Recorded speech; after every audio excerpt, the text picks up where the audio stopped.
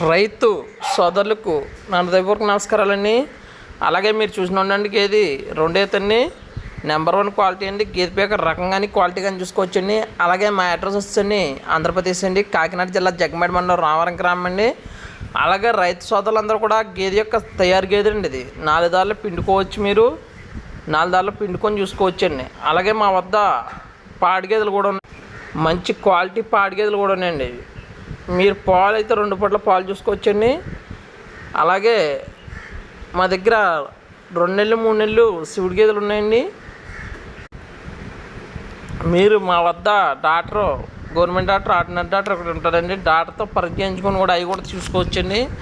అలాగే మా వద్ద 365 రోజులు గేదెలు అయితే ఉంటాయండి.